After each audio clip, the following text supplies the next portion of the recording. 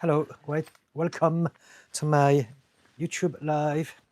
Today is Friday, the 14th of November 2025. And for those who don't know me, I'm a therapist and coach.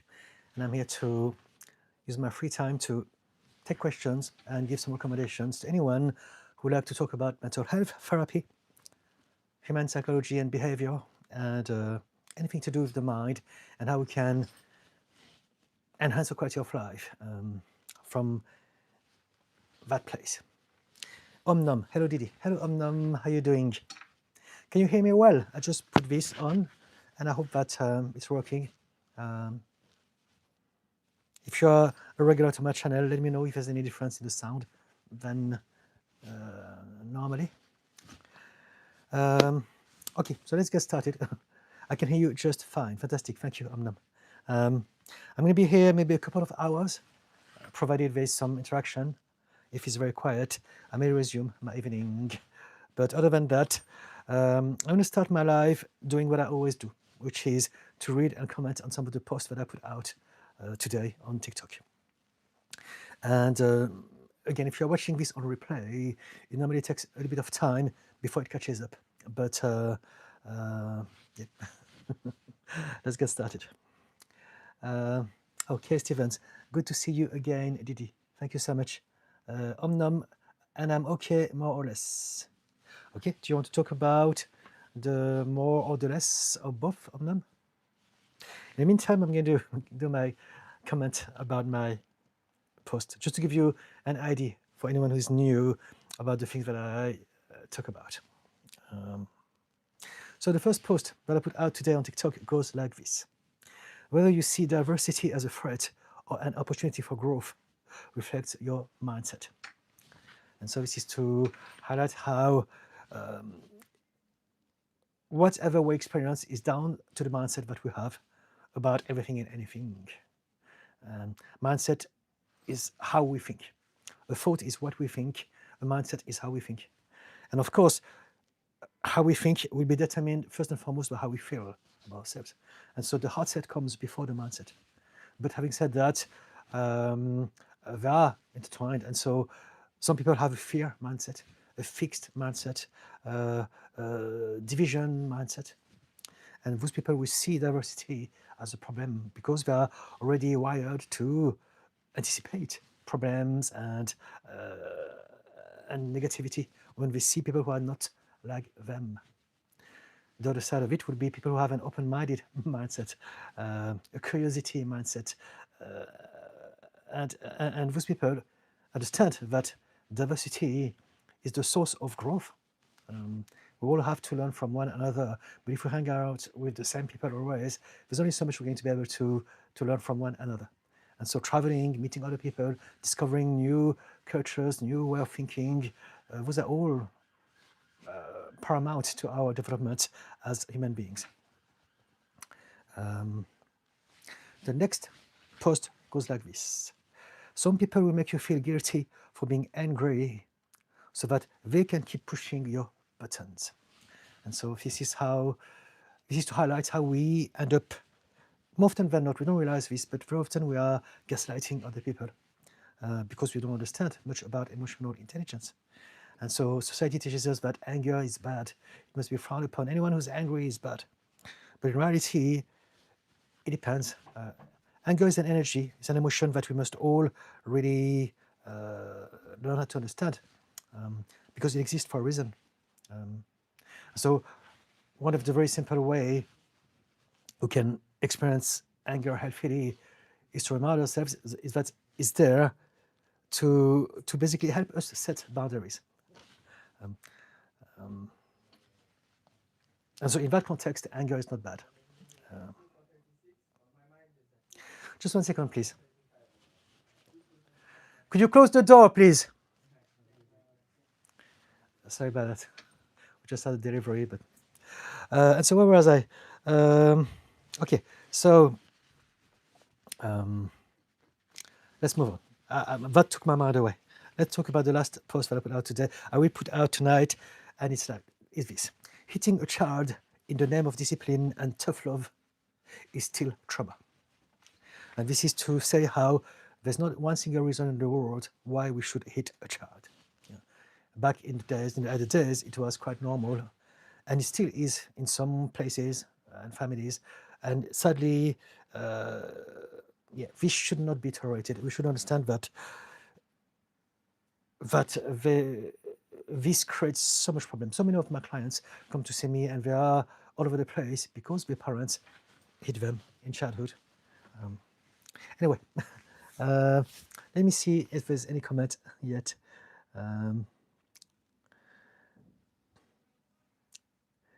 Amy, hi, hello Amy. Jess Eaton, hello Amy. You are my favorite YouTuber. Thank you so much, Amy. I enjoy your message. Thank you, Amy. The more is that I was really productive today, and the less is struggling with BPD. Okay, so accept yourself. Learn to be kind to yourself. Remember, I always say that. Learn to accept that you have BPD, and so you're in the process of learning how to grow from those habits that are creating so many problems in your life. But you must learn how to love yourself, and so you must accept that no one is perfect. At this point in time, you have a lot of baggage that are making your life very, very difficult. But it's okay, because you're working on it, and every day will allow you to progress a little bit more in the direction you want to go. Right? If you say that you are down because you are struggling with the BPD, I understand that it's not easy, but really learn how to remind yourself that in order for you to heal, the first thing that you actually really want to do is to practice self-compassion. As long as you are being unkind to yourself, you will make your own recovery much, much, much harder. And the positive thing is that you're productive today, so that's good to hear. Just Ethan, I've always wondered who's those dapper people are in the back of you. But my parents, it's my mum and my dad when they got married a long time ago. Thank you for asking. Just Ethan, I can hear. Thank you. Arnab goes, cake recipe, 3 banana, 3 eggs, 3/4 of a yogurt. Okay, so there's a recipe for you guys. I'm not sure what it's about, but thank you, Anab, for sharing your cake recipe with us. Anab, discipline is more important than motivation. We can talk about this. So a lot of people say that, and typically people who don't understand much about emotional intelligence would really believe that it's a good idea. Discipline, as opposed to waiting for motivation. The truth of the matter is that neither of them are right. Motivation and discipline, they're just things that we're trying to use to solve a problem, but it's not how we should be going at it. Let's address motivation first. A lot of us, we believe that we should be motivated to do something, but this is wrong. If we need motivation to do something, it means that it's not the right thing to do. Right? We should be doing things that come to us naturally, that excite us, that stimulates us positively, so that we don't need motivation. That's very simple. If you need a motivation, then it means that maybe we should try to do something else instead. And so motivation is a myth that was invented by a capitalist society. You are too lazy, you must be more motivated, or stop procrastinating. All of those things are just inventions to get people to force themselves to do things that they don't want to do. That's one thing. Now, discipline is another system, like motivation, to sustain a capitalist society. You must be disciplined. And we don't realize that for many of us, it doesn't work because we have some conditions. We can be on the spectrum of ADHD. We can have some inherited trauma that will prevent us to have that brain that allows us to be disciplined. So discipline doesn't work for everyone, but also discipline comes from control, forcing. And so there's an element of forcing that doesn't work for everyone. So there's a time and a place for everything. For some of us, discipline can be a good thing in some capacities, but we don't want to believe that discipline is going to be the solution for everyone all the time. And so back to what I was saying, whether it's motivation or discipline, really, people are looking in the wrong place. We should be, over time, organizing a life that supports who we are, what we love, and the type of brain that we have, so that we never need motivation nor discipline. Hope it makes sense. Arnab, did you need discipline to come up with your cake recipe? Amanda Hug and Kiss. Amanda Hagenkiss. Good day. Great to catch you again. YouTube made me change my user handle. Lol. Okay. Anab goes, that's a valid point. I really appreciate your thoughts. You just earned a subscriber. Fantastic. Thank you so much, Anab. Thank you. Thank you. Amanda Hagenkiss. Wow. What is it? It's like some frog with some cloud on the top of it. Amanda, I struggle with both, LOL. So that's the whole point of it. You are not struggling with that.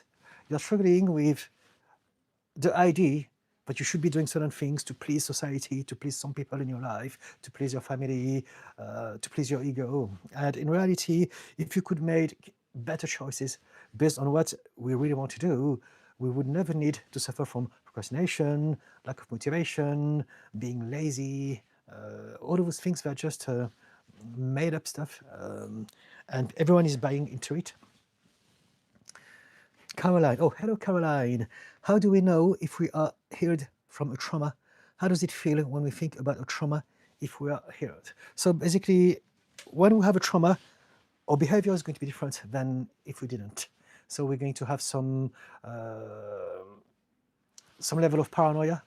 We're going to be hyper-vigilant, always scanning our environment, never feeling safe. So there's a lot of anxiety, but there's a lot of also negative thought about ourselves, because trauma creates a sense of self that is kind of negative.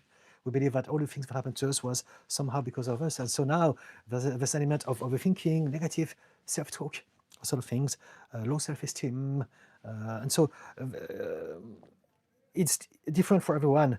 But the main things about trauma is that we suffer from a dysregulated nervous system that will get us to not only react to the world in much more, let's say, in ways that are over the top compared to people who have a trauma. So basically, it's going to be difficult for us to regulate our emotions.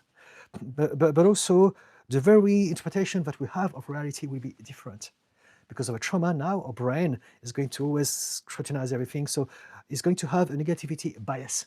And we're going to be kind of paranoid. We're going to believe that everyone is bad, everyone is hostile, trying to hurt us. We can't trust anyone. But also, when we look at ourselves in the mirror, we can't trust ourselves either. We're not enough. We're not capable. We're not worthy. And any of those things and more. And so, trauma essentially affects all aspects of our life. It affects our very experience of reality. And also how we're going to react to people. It's going to affect our relationship with people and with ourselves. It's going to affect our health. Because when we're on a trauma, when we have a trauma brain, we are on a constant state of survival. So what it means is that our nervous system is constantly high-wired, ready to jump, fight, flight, or freeze. And so it's exhausting for the nervous system. And over many years, it can really develop into some serious illness at a later stage in our lives. And so how do we know if we have healed from trauma? We know when we are at peace with ourselves. If we are happy, if we are at peace, if we feel safe, if we are able to start a life that is about creation as opposed to survival. That would be how I would assess that someone has healed or not from trauma. But then again, trauma is not a thing. Trauma is how either an event or many events from the past have affected us, so much so that the brain is not working in the same way as it should. Trauma is not the event itself, it's the way our brain is going to adapt because of that. And so it's different for everyone. That's why we cannot compare trauma. We cannot never say things like, oh, you think that you had trauma is nothing compared to those people, or you should feel lucky for the life that you had. But it's really personal. We're all very different. And so trauma is how we have been transformed as a result of some overwhelm that was either because of one event or many numerous repetitive events over a long period of time. So yes. And so we don't heal from trauma. We basically teaching our brain and ourselves and our nervous system how to be healthy again, how to be able to move from a state of survival to a state of creation. Does it answer your question, Caroline? Kay Stevens, I've learned that people who have anger, try you, and when you warn them to not touch you, they cleverly hit you with their words. TV is an awful invention to me. No, this is not true, Kay. This may be true for some cases, but anger is just an energy. There are myriads of reasons as to why people are angry, and many different ways and reasons as to why they express it. And so it's not, people are not having anger to try you. This is not true at all. Some may, of course, everything exists in this universe, but it's not what we want to think about when we think about anger. Otherwise, we're going to demonize anger, and we're going to label it as a bad emotion, and it's not always bad. None of our emotions are bad originally. They exist for a reason. But what is bad is when we have some belief that get us to constantly go back into those states, and the problem is not the anger. The problem is the intensity, the volume, the duration, the frequency. So again, everything is about the dose. We all experience anger, we all experience sadness, we all experience fear and anxiety. However, it's problematic when it's too much, when it keeps coming back for the wrong reasons. But anger in itself is not bad.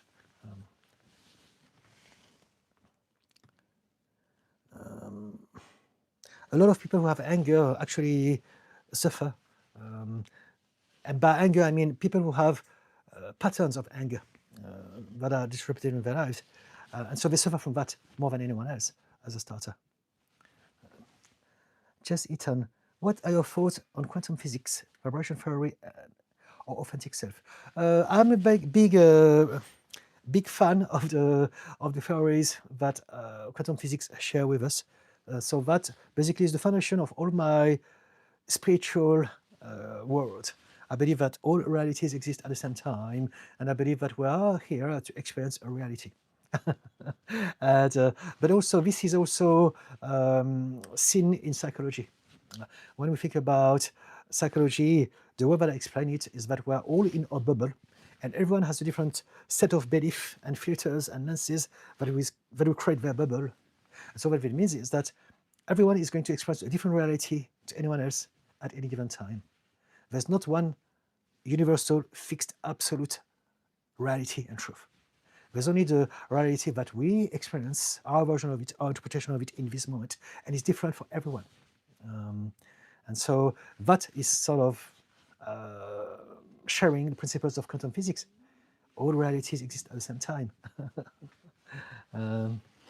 So yes, I can talk about it if you give me some directions, perhaps. Kay Stevens, was I clear about the anger conversation? Do you want me to expand on that? Do you have any questions at all? Anger is a very dear topic to me because I suffered from it myself for so many years because of my conditions. And so yeah. We want to keep ourselves safe from people who are angry. We don't want them to be angry at us repetitively, of course.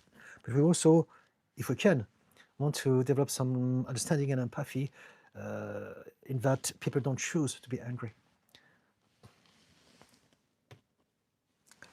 Amanda, beautiful. All right, thank you, Amanda. Something that I said you agree with. Caroline, if we have one trauma that feel not good about, if one is healed from that trauma, how does the person view that trauma after being healed from that trauma? So trauma, again, trauma is not an event. Trauma is how we have changed because of the event. So when you say, if one has healed from a trauma, how does one person view that trauma? When we have healed from the trauma, we don't see it like something that is problematic anymore. We know conceptually that something happened, and it's all intellectual, but it doesn't affect us emotionally anymore. Our nervous system doesn't feel like it needs to feel tense whenever we think about that memory anymore. So what's the difference? This is what therapy is about. Whenever we revisit some memories of the past and we change the meaning of it, we're changing the emotional intensity about it. And so what it means is that all of our memories will still remain the same. Whatever happened to us belongs to us. We are it. We are the result of everything that happened to us up to this point. It's never going anywhere. However, the emotions behind it will change. And so I can remember that indeed when I was a child, those things happened to me. However, now I can see it from a different perspective. I can see it from the perspective of the adult. I can tell myself, it sucked, it was not nice. However, now I don't need to suffer this anymore because I know that this will never happen to me ever. If it happens to me, I'm a grown-up. I can deal with that. If some people are trying to bully me like my bullies when I was a child, now I can speak out my truth. I can do something about it. It's different. And also, I can understand the bullies. If I've done enough work on myself, I can understand why they did it, and I can realize that it was never because of me. It was never because I deserved it. It was never because I was wrong, I was inferior, I was not enough. It was because they had their own problems at home that get them to bully. Maybe they were bullied by their own parents, and so they had to bully me because that's all that they knew. That was that anger inside of them, that energy that they had to get rid of, and I happened to be there. And so understanding all of this and more is how we're going to change our relationship with our past, as in with how we feel about our past. We never change the memory as in we know what happened, but we change how we feel about it, so that we never feel that we need to protect ourselves from the eventuality of those things happening again to us anymore.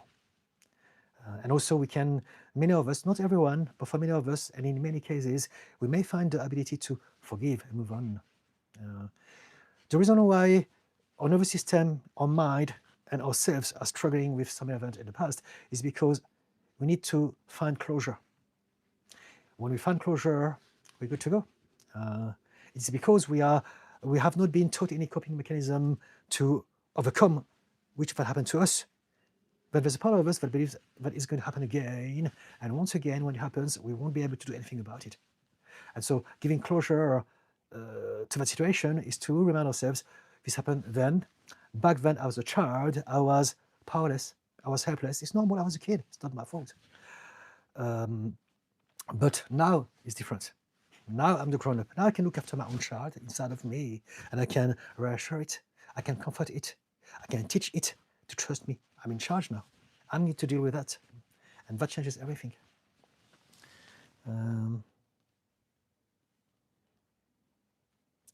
Does it answer your question, Caroline? Is that what you had in mind? Awesome man gaming. Psychology, we cannot heal it, but face it, and then we can heal it. Just from an experience. I'm trying to understand your interaction here. But so far, I don't know much. I don't understand much about what you are trying to share with us yet. But I agree with snippets. We cannot heal that we don't face. I agree with that. Ati Uttam, hello. From where you are. I'm doing that live from London in the UK. I was born in Paris, if you need to know. My genes are Chinese, so that explains this. But yes, I'm a French Chinese, but has been living in London for 29 years. Pumpkin Puff. Oh, hello. Hi, Didi. How are you doing today? I'm very well indeed. How about you? Caroline. Yes, that answers it, but I may have more questions to learn more. Yes, please. That's what I'm here for. Ask me anything you want to ask me. Awesome Man Gaming. Have a good stream, Didi Khan. Thank you so much, Awesome Man Gaming. And I wish you all the best as well. Ati Uttam, I'm from India. Okay, hello. I love the fact that someone from India can see me. I think it's amazing. So hello, people from India and anyone else in the world.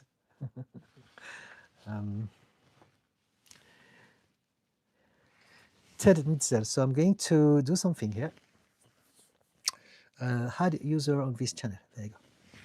Anyone who says anything racist or derogatory or trolling, we just get rid of it, just like that, right? So, so the person may still be able to see the live, but whatever comment they put is invisible to everyone, only to them. Pumpkin Puff. Well, the shame is back. Okay, my brain has been digging myself in a dark hole again. Okay, do you want to talk about it? What created the shame? What is the event, the fault, the situation that brought back shame into your radar? Amanda, have you visited the United States? Yes, I have, many times. I've been to New York, I've been to Los Angeles, San Francisco, San Diego, I can't remember. I think that's the main places. And I love it, and I would love to go back. My dream would be to live in New York, actually. But politics makes it difficult at the moment, and also I have other priorities. But I do love the United States. I think it's a very special place, especially the big cities like New York. I understand that New York, San Francisco, and Los Angeles are slightly different, but yeah. But I can see obviously that there's a lot of things happening there. It's always been like that, but it seems that like it's always getting worse somehow. Um, but maybe that's why I enjoy it, because I believe that you have the two extreme there, the two end of the spectrum, and yeah.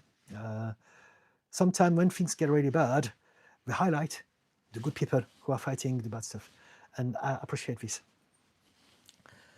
Awesome, Denver, Colorado, fantastic. Pumpkin Puff. I have a few clients from Colorado. Pumpkin Puff. I was stressed, felt like I handled it poorly. I just feel worthless. Okay.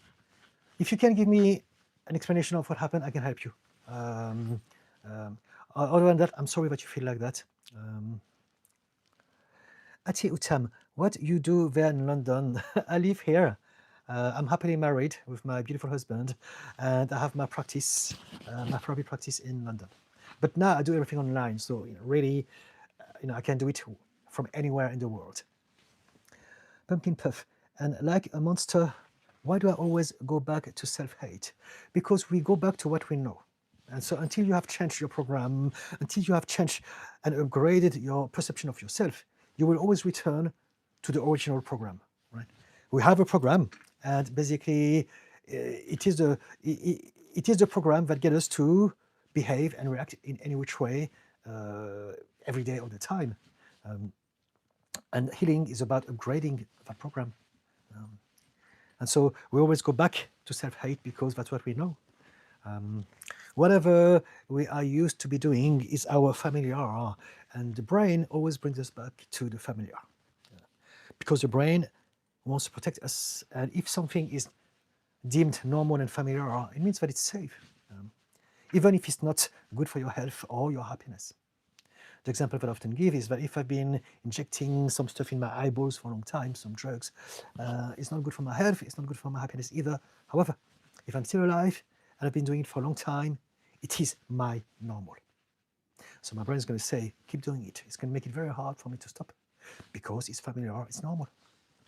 And it's the same with everything. We literally get addicted to our internal biochemistry.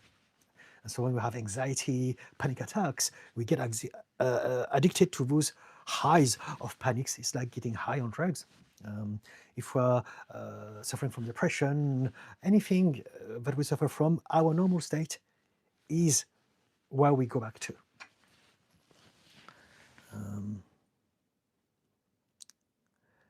Someone message retracted. Atiotam, do you do meditation? Yes, I do. I practice it. I teach it as well. It's a very important practice for all of us. And there are many different ways to do this.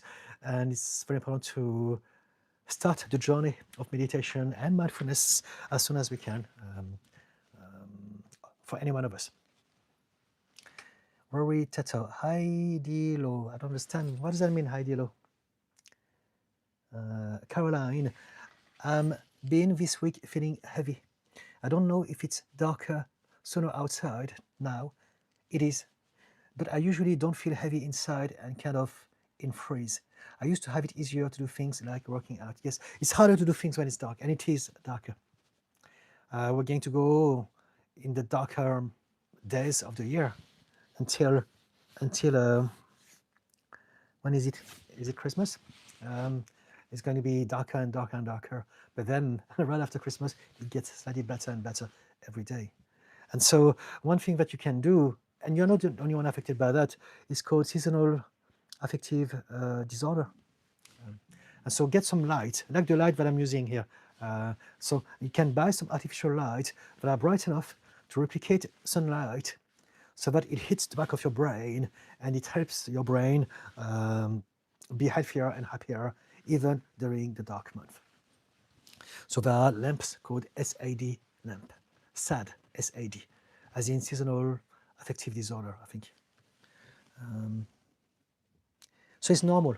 It's normal. Some people are more sensitive to this than others, but if you are, you belong to a bunch of people who are all experiencing the same as you, and there's a solution to this. But get the slide, but also make sure that you wake up earlier.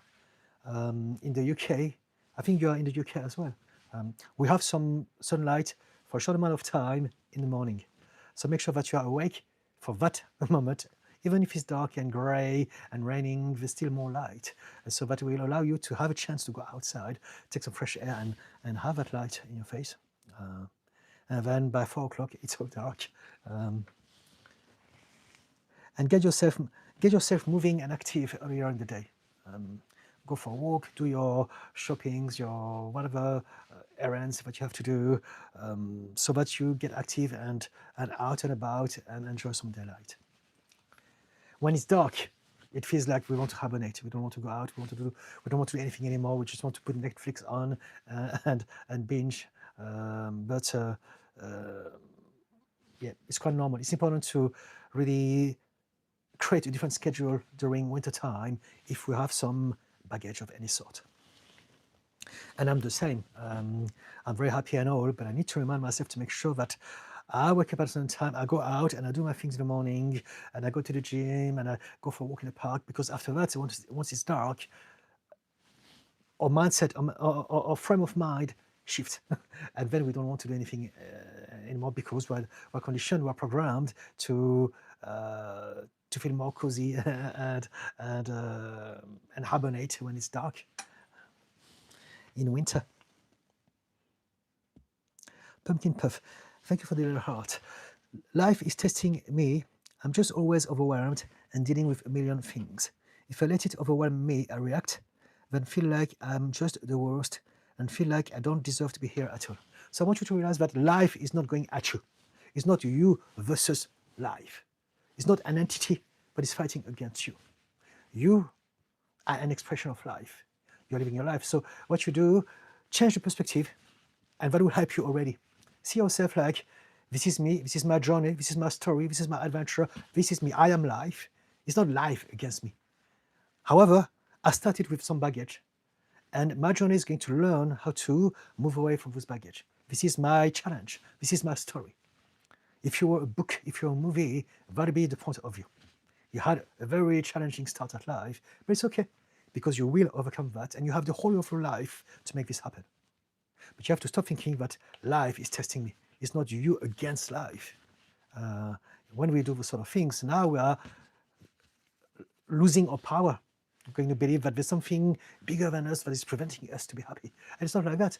It's just that we are here in this journey to grow, to evolve, to make the most of our adventure based on how we started our life like.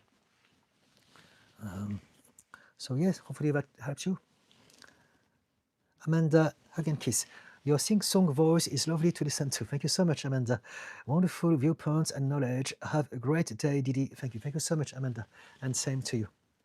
Nick Douglas, do you have any recommendations for starting over? Sure. Starting over what? What do you have in mind? Can you give me some more details, please? Starting over what? Starting over a business, relationships, starting over traveling, starting life in a new country? What do you mean by starting over? And I would love to talk to you about this. It's a huge and very stimulating topic. Change, start. But I need to know what you have in mind, please, Nick. Amy, my narcissist parents destroyed my brain. Now I'm improving. Yes. So the brain is plastic. So they may have hurt you. Of course, we all have a baggage, and this is real. It happens. But they didn't destroy it. They hurt it. It's not destroyed. It's still ongoing. You're still alive. And your brain is plastic. So what it means is that it is constantly readjusting to whatever you are doing. It's always adapting to new events. It's always growing. It's always evolving. It's always getting better. If we give the same thing to our brain every day, it will feel as if nothing is happening, nothing is changing. But we are changing constantly and consistently at any level. Everyone, and everything in the universe is constantly changing and evolving. It's the nature of the universe. It's the nature of life. And so we are constantly changing physiologically, mentally, emotionally, at a societal level, spiritually, financially, whatever, whichever perspective we look at ourselves, we're always changing. And so your brain has that power. And if we can realize that regardless of our age, until our last day, our brain will still adapt and grow, then that gives us more hope and more self-empowerment that we can change everything indeed. Everything can be changed. Some things may require a lot of time, a lot of focus, a lot of repetition, but on paper, everything can be changed because it's the nature of our brain, it's the nature of ourselves, it's the nature of the universe. So I'm sorry that your narcissist parent hurt you. I understand this very well, but my conversation here was to highlight how it's never too late to change. No matter what they've done to you, you can change to the point where you're happy and you don't need to think about them ever anymore. Pumpkin Puff, it feels like such a severe mental drop, like a roller coaster, and my thoughts just go forever. Yes, it happens. Again, you have BPD, but also it's dark. And so a lot of people get depressed during winter time. I used to suffer, I used to hate winter time. Christmas was the worst for me because everyone was happy and I was miserable. And so the contrast made it even more cruel to me. Amy, now I'm not trusting whatever they say. Don't trust them. If I have hurt you, create a space, heal, look after yourself. You don't have to do anything with them. No one has to. Kobim, what's for sale? I'm not sure what you're trying to achieve with that sort of comment. I'm not selling anything. I'm here to give some advice. As a byproduct, obviously, I will promote my YouTube channel and my business as well, which is my practice as a therapist. But my first motivation is to really use my free time to help people. And so, there you go. Caroline, I've been thinking about negative things like my childhood and try to work on traumas. But I feel like sometimes I process too much and get depressed. I think sometimes I can focus much on healing. We all do our best. Just do your best. Sometimes our best will still not give us what we hope, what we want, what we expect.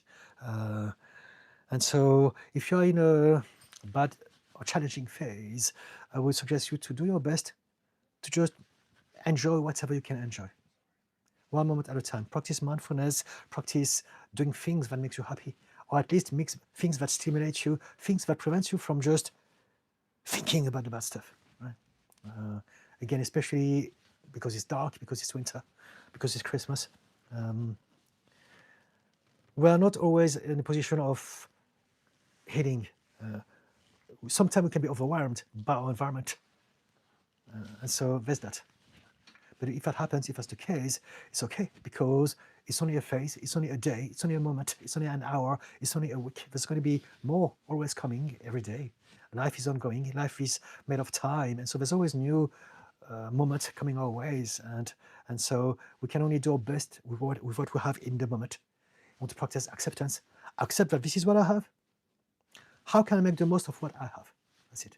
As opposed to expecting, I want to be healed, I want to be perfect, I want to be different, I'm sick of it.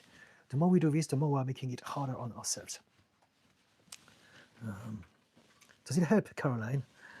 Nick Douglas, I'm starting my life over after a divorce. All right, okay. Okay. So what is holding you back? It's quite easy. Think about each day is a new start. Each day is a new canvas. Each day is literally a fresh start. Every single day, you're waking up and you can be a new self. You don't have that person that you used to live with anymore. So you can start so many things that are different from before. So that's your opportunity to actually start a new persona. You can trade. Who do I want to become? Who did I always want to become? What are the things that I always wanted to do? What are the things that I never had a chance to do because of my relationship? Explore all of those things and be all of those things, do those things. And as you do that, you will start to become that version of yourself that you have held back maybe all those years before. And as you do that, you will also start to attract different people and be able to have more and new romantic relationship with people. Is that what you had in mind, Nick? If you want to tell me more, I'd love to have more details. But essentially, what is the problem? This is what I need to know. My brain works like that. I need to have a problem to solve. But if you don't tell me specific problem, I'd say every day is a new start. Literally every single day. All we need to do is to focus on now and what excites us, what stimulates us, what lifts us up, what elevates our energy and makes us happy. And we go in that direction. As opposed to thinking about the past, what happened, is it because of me? What if I did that instead? We want to really focus on creating. It's never too late for anyone, regardless of our age. There's someone for everyone. There's a beautiful show in the UK called First Date. And it's a restaurant where they have the first date over a meal and they show the interactions. And every now and then there are some people who are in the 90s, in the 80s, or even 100 years old, still dating. And I think it's amazing. I love it. I absolutely adore this. And so there's always going to be someone for you. Yeah. Thank you for the little heart. Caroline, I have tried to take break so I don't feel as down about how I had it. Okay? Do you do things to make yourself happy? Do you invest in your happiness? I would suggest you to invest in your happiness and your peace. So we can talk about this, but we all have different things that makes us feel a bit better about ourselves. You may not be in a stage in your life where you have enough things to call it a good life, but you can still remind yourself of this goodness in your life right around now. And if you can look in the right place and milk the stuff that you have, as in practice gratitude, then you'll be reminded that you actually have more good things that you think that you have. It's just that we look in different places, and where we look at, we create more of that. So if we look at the things that we don't have, the things that we believe we should have by now, or the things that we want, instead of what we actually have, now we're going to create suffering for ourselves. Does it make sense, Caroline?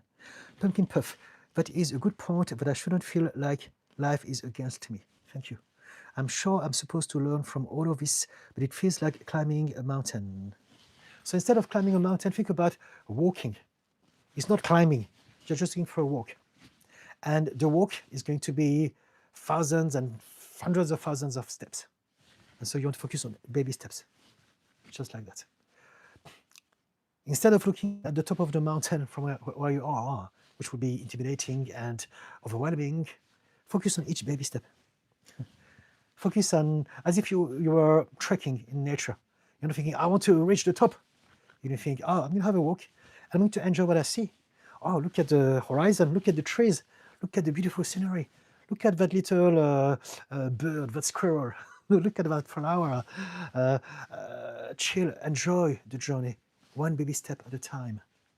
So for you, in terms of healing, what it means is focus on your progress, as opposed to focusing on the outcomes, the expectations, are we there yet? What's wrong with me? I should be healed by now. Be kind to yourself and remind yourself that you are trying to change habits of a lifetime. And so it's going to take a lot of time. Just remind yourself, you're on that journey. You're not climbing a mountain. You're going on a walk with your stick, with your bottle of water, some sandwich. It's going to be nice and easy and fun, one baby step at a time, and you're going to enjoy the scenery as you do this. Okay? Thank you for the little heart. Amy, yes, thank you, fantastic. Thank you, Amy. Pumpkin Puff, I just want to be able to function without the little people on my shoulder telling me I suck or I'm useless all the time. Okay, so this is a very good analogy. There are no little people over your shoulders. The voices that you have in your head that are telling you that you suck and that you're useless all the time, if you look there, there's no version of you with horns and spikes going, oh, you suck. That voice is a recording from the past. It is, this is how I explain it. It's like the recording, the best of Pumpkin Puff 1990s or 1980s or whatever your generation is. That's what I call music. And basically, it's your best of, it's your best hits. It's the thoughts that you have had all your life, and those thoughts, they don't belong to you. They're the voice of your parents, they're the voice of your caregivers, they're the voice of the people who hurt you, who bullied you. It's their voice, and they're in your mind. But here's the thing, that best of Pumpkin Puff is like a tape, an old tape. And every morning, as soon as you wake up, you press play and you listen to that tape. And then you believe what it tells you. You're pressing that tape yourself every morning, and then you listen to that voice that is saying, I'm not enough, I'm rubbish, I suck, I don't deserve the good things in life, I will never get anywhere, I will never be as good as my brother, or any of those things that you may have heard or been told when you were younger. And now you're going to self-hypnotize. You're allowing for that voice to hypnotize you. And so what you want to do is to get that tape, throw it away, get rid of it, stomp on it, and then grab the mic and talk to yourself with love and support and encouragement and compassion. Take the mic, like a karaoke mic, and talk to yourself like you would your best friend, like you would someone that you care about. That voice that you hear is not your voice, it's just a habit, it's just an echo from the people from the past. So what you want to do is to practice what we call metacognition. And basically it's the concept of realizing that you are not your thought, you are not the voice in your head. You are the one listening to the thought, you are the one hearing it. And so you can actually change. You can realize, I've been connected to angry, misery, self-hatred FM for too long. And I'm going to shift. I'm going to go to happy FM. I'm going to go to love FM and change the dialogue, right? You can start just with one thought, with one word. Start little. Tell yourself, okay, now I'm going to talk to myself like I would speak to a friend. So if a friend came to you and said to you, Pumpkin Puff, I suck, I hate myself, I believe that I'm ugly, I'm fat, I'm useless, I'm stupid, I'm clumsy, I'm not funny, what would you tell your friend? Would you say, yes, it's true, I agree with you, you should arrive yourself right now? No. You would say to them, no, of course not, I see you, you got so many talents and qualities, I love you for who you are, and you need to learn how to love yourself, because there's so much to be loved. Instead of focusing on the shame, the guilt, the hurt, the trauma, we can highlight the good things about ourselves. And as we do it little by little, remember, baby steps climbing the mountain, then it will become easier and easier, and we'll be eventually even able to start to love and accept ourselves. And when we do, that's when we have healed. Does it make sense, Pumpkin Puff? James, wow, your tattoo is cool. Thank you so much, James. Amy, you're such a blessing. God bless you, sir. Thank you so much, Amy. Mariana said hi. Hello, Mariana. Amy, I'm changing when I start to change my mother's, try to destroy it. I'm not playing the game anymore. Yes. If your parents are narcissists, then the best thing you can do is to create a space between you and them. That's it. Don't try to change them, and don't expect them to be any different. This is the very, very paradox with people who suffer from narcissistic families, is that we expect people to be different. And yet we know they have never been like that.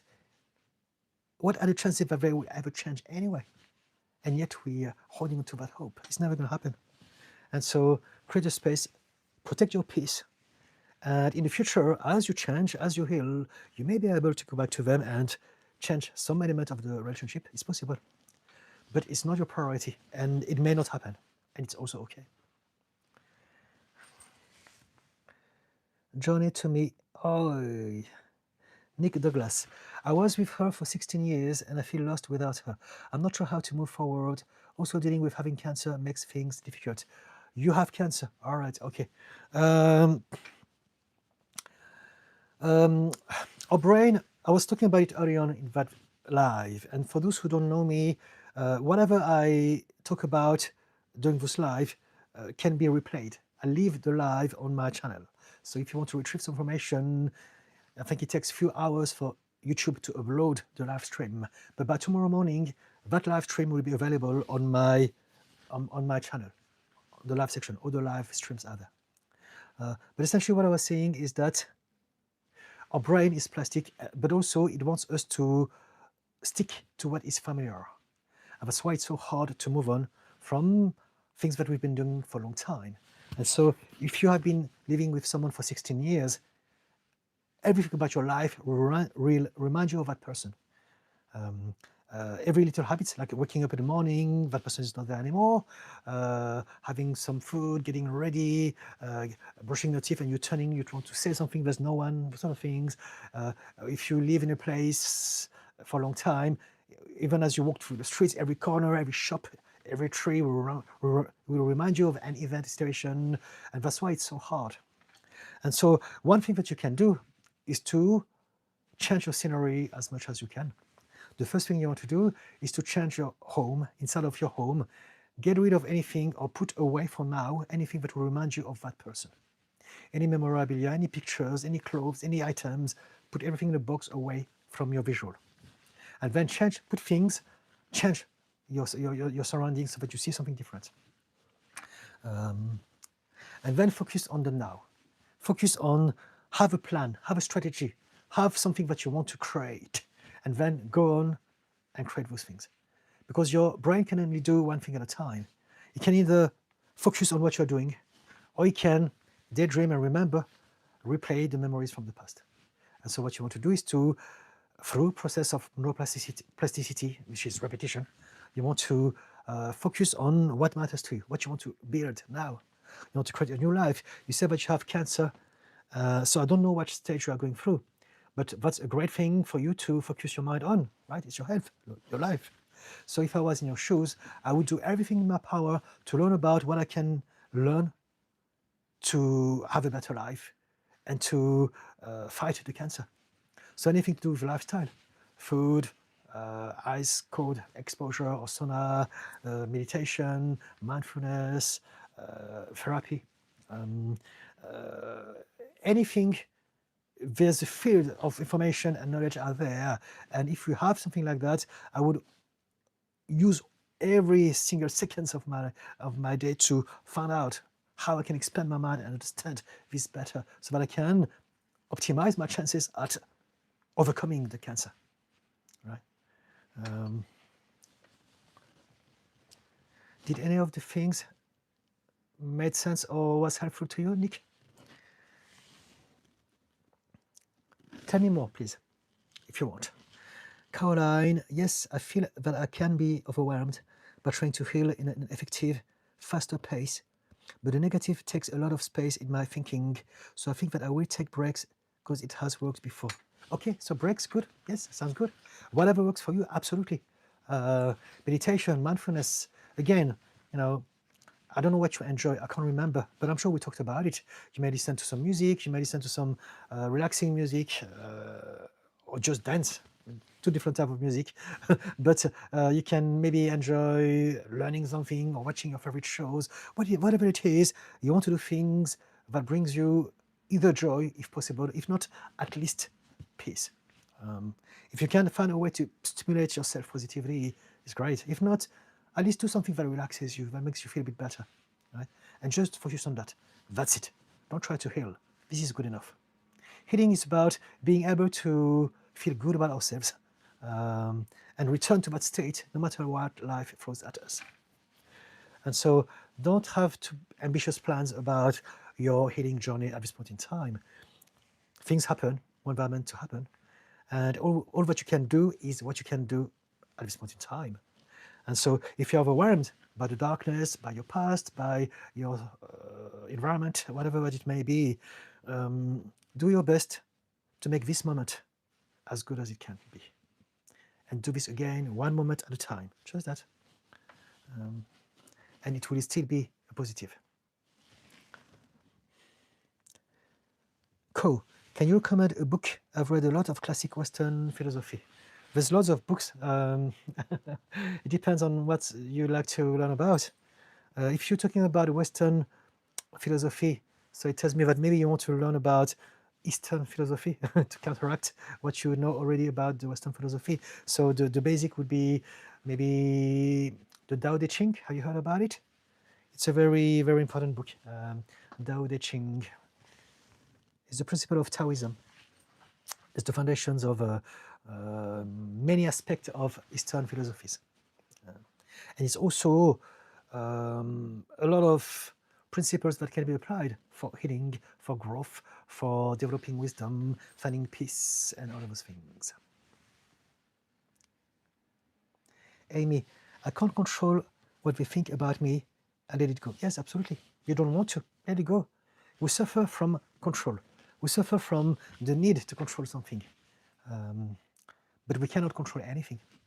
What we can do is to understand and then to choose which direction we are going to go. And then things will happen in different ways. And we must accept that whatever we have in that moment is what we were meant to have. Michelle McGrath, hi from Australia. Love your helpful work. Thank you so much, Michelle. Mariana, that's very true. Thank you, Mariana. POV, my ex-partner cheated and abused me emotionally and mentally. I feel like I can't forgive, and now I think of the betrayal a lot, and I'm full of hate for him. I'm sorry to hear about this. It happens. You've been traumatized. So basically, when we are in a relationship that is of a nature that can create some level of trauma, if we are, you say, abused emotionally and cheated on, I assume that it's over a long period of time. And so that would be CPTSD. CPTSD is when a lot of negative things happening to us again and again and again, to the point that it dents our sense of self, our self-esteem, our level of safety, and it changes the way we think and the way we behave. And so the result of that would be for you to be angry at that person. That's totally normal.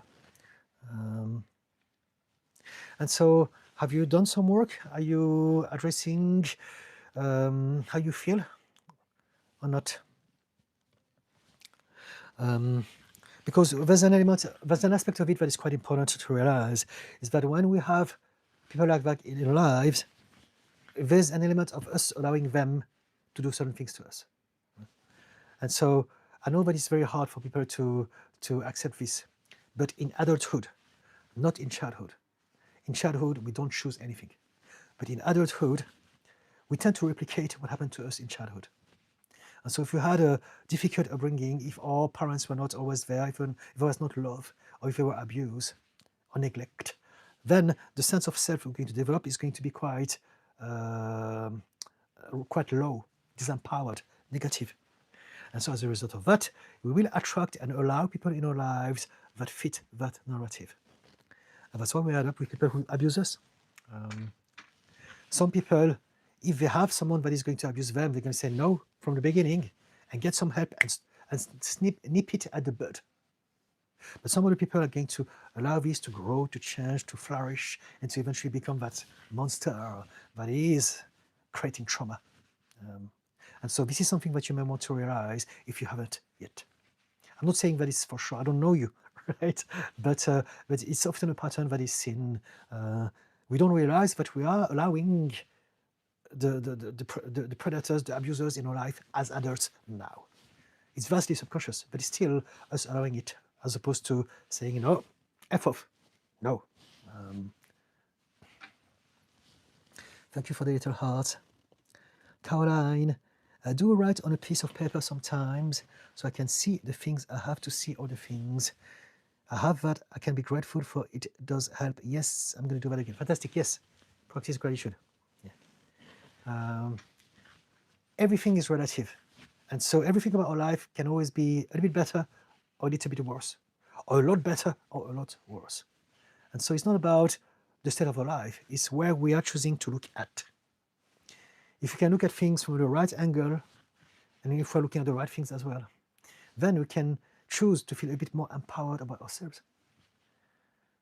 We all have some things that can make us feel a bit better about ourselves, every single one of us.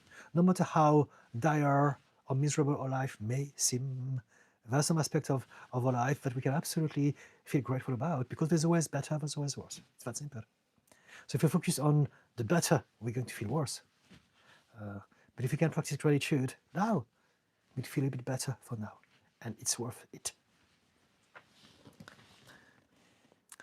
Kez, hello, Pumpkin Puff. So am I just being impatient about trying to fix everything with myself all at once? Yes, yes you are. We all are. This is the paradox of healing. We are making it harder on ourselves because we are always thinking, what's wrong with me? I should be healed. I hate myself. Instead of realizing that it takes time, and if we focused on the progress instead, things will be so much easier.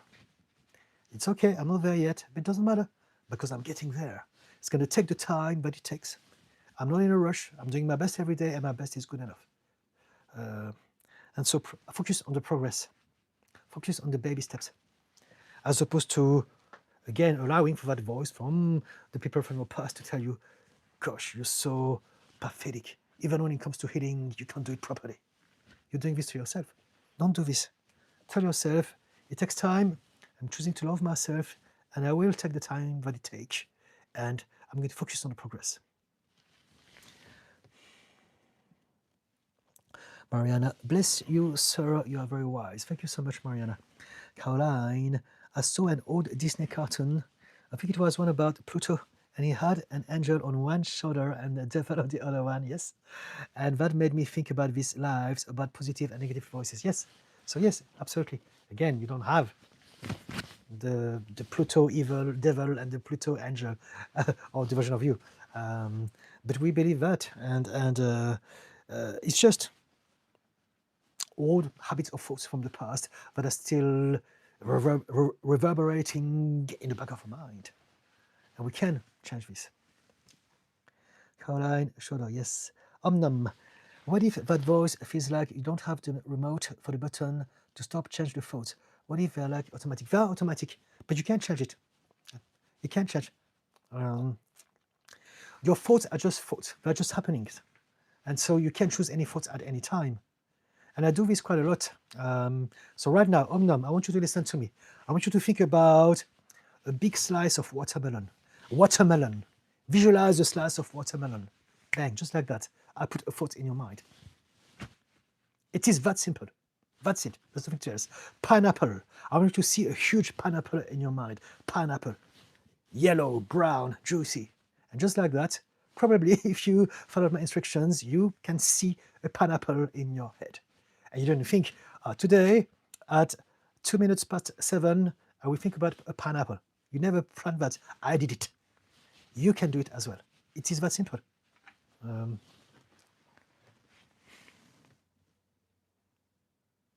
even better than that, if you were hungry, I could tell you, I want you to imagine having a bite of that pineapple, and it's sweet and it's sour and it's juicy and it's flowing down your palate and you love it.